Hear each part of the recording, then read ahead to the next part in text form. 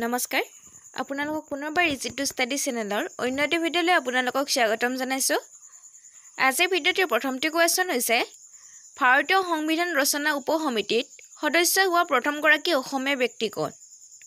ভাৰতীয় সংবিধান ৰচনাৰ উপসমিতিৰ সদস্য হোৱা প্ৰথমগৰাকী অসমীয়া ব্যক্তি কোন? অপশ্যনৰ ভিতৰত শুদ্ধ উত্তৰটি হৈছে option number C, Syed Muhammad ছাদুল্লাহ।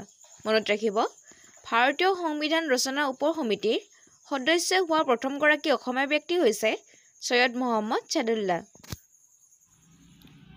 Next কুৱেশ্যনটিত আছে বৰ্তমান ভাৰতৰ CDS কোন? অপশ্যনৰ ভিতৰত শুদ্ধ উত্তৰটি হৈছে অপশ্যন নম্বৰ এ, অনিল চৌহান।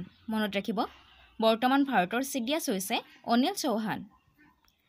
নেক্সট কুৱেশ্যনটিত আছে ভাৰতৰ ভিতৰত আটাইতকৈ ডাঙৰ জিলাখনৰ নাম কি?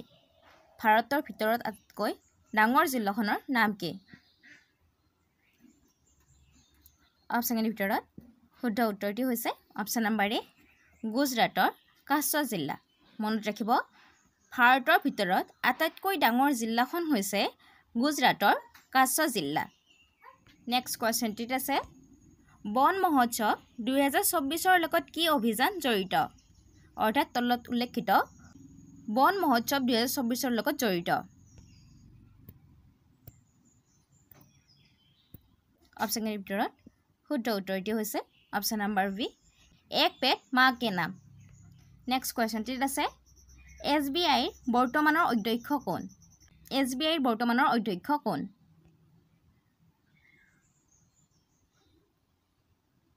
অপশ্যনৰ ভিতৰত শুদ্ধ উত্তৰটি হৈছে অপশ্যন নম্বৰ এ, দীনেশ খাৰা।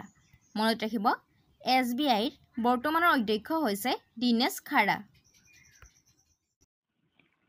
ভিডিঅ'টোলৈ আগবঢ়াৰ আগতে আপোনালোকক জনাব বিচাৰিছোঁ যে আমাৰ চেনেলৰ তৰফৰ পৰা বিভিন্ন কম্পেৰিটিভ এক্সামৰ প্ৰিভিয়াছ ইয়াৰৰ কুৱেশ্যন আনচাৰসমূহক লক্ষ্য কৰি লগতে অতি গুৰুত্বপূৰ্ণ কুৱেশ্যন আনচাৰৰ সৈতে আপোনালোকৰ মাজলৈ 10,000তকৈও অধিক কুৱেশ্যন এনচাৰ থকা এখন ই-বুক প্ৰস্তুত কৰা হৈছে আৰু ই সম্পূৰ্ণ অসমীয়া মাধ্যমত। অসম চৰকাৰৰ পৰা মুকলি কৰা 12,600টা তৃতীয় আৰু চতুৰ্থ বৰ্গৰ লিখিত পৰীক্ষাৰ বাবে এই ই-বুকখন খুবেই প্ৰয়োজন হ'ব আৰু আমাৰ বিশ্বাস আছে যে এই ই-বুকখনৰ পৰা ভালেখিনি কুৱেশ্যন এনচাৰ আপোনালোকৰ কমন আহিব। গতিকে যদি আপুনি এই ই-বুকখন ডাউনলোড কৰিব বিচাৰে তেন্তে ইয়াত এটা হোৱাটছএপ নাম্বাৰ দিয়া আছে, তাত আপোনালোকে DM কৰিব আৰু এই ই-বুকখন অতি কম মূল্যত লাভ কৰিব। ইয়াৰ লগতে আপোনালোকে এখন ইংৰাজী গ্ৰামাৰৰ বিনামূলীয়াকৈ ই-বুক লাভ কৰিব। ধন্যবাদ। নেক্সট কুৱেশ্যনটিত আছে জাতীয় কংগ্ৰেছৰ সভাপতি পদত অধিষ্ঠিত হোৱা প্ৰথমগৰাকী অসমীয়া ব্যক্তিৰ নাম কি? অৰ্থাৎ জাতীয় কংগ্ৰেছৰ সভাপতি হোৱা প্ৰথমগৰাকী অসমীয়া ব্যক্তি কোন? অপশ্যনৰ ভিতৰত শুদ্ধ উত্তৰটি হৈছে option number C, Devakanta Barua.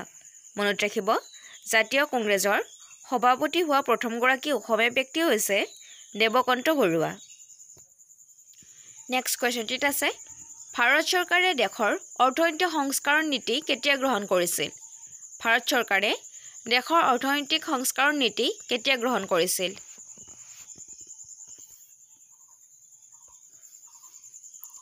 অপশ্যনৰ ভিতৰত শুদ্ধ উত্তৰটি হৈছে অপশ্যন নম্বৰ এ, 1991 চনত। মনত ৰাখিব, ভাৰত চৰকাৰে দেশৰ অৰ্থনৈতিক সংস্কাৰণ নীতি 1991 চনত গ্ৰহণ কৰিছিল। নেক্সট কুৱেশ্যনটিত আছে সেউজ বিপ্লৱৰ সূচনা কেতিয়া হৈছিল? অৰ্থাৎ কোন সেউজ বিপ্লৱৰ সূচনা কৰা হৈছিল?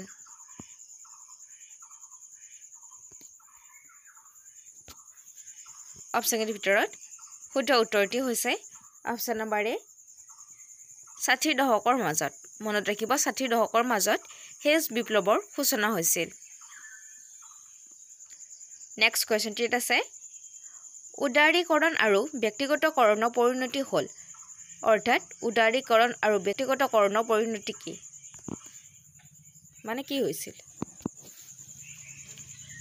অপশ্যনৰ ভিতৰত শুদ্ধ উত্তৰটি হৈছে অপশ্যন নম্বৰ বি, বিশ্বায়ন।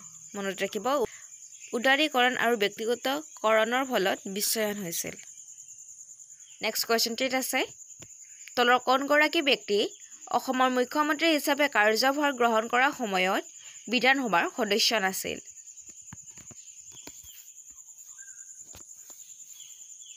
অপচনৰ ভিতৰত শুদ্ধ উত্তৰটি হৈছে অপচন নম্বৰ বি বিমলা প্ৰসাদ চলিহা।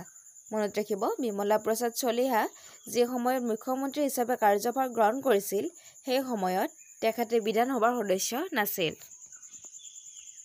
নেক্সট কুৱেশ্যনটিত আছে ভাৰত কেতিয়া সম্পূৰ্ণ সাৰ্বভৌম গণতান্ত্ৰিক গণতন্ত্ৰত পৰিণত হ'ল অৰ্থাৎ হৈছিল।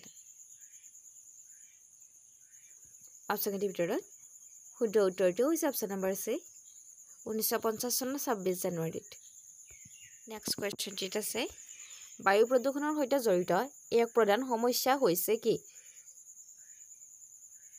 অপচনৰ ভিতৰত শুদ্ধ উত্তৰটি হৈছে অপচন নম্বৰ চি এচিড বৰষুণ।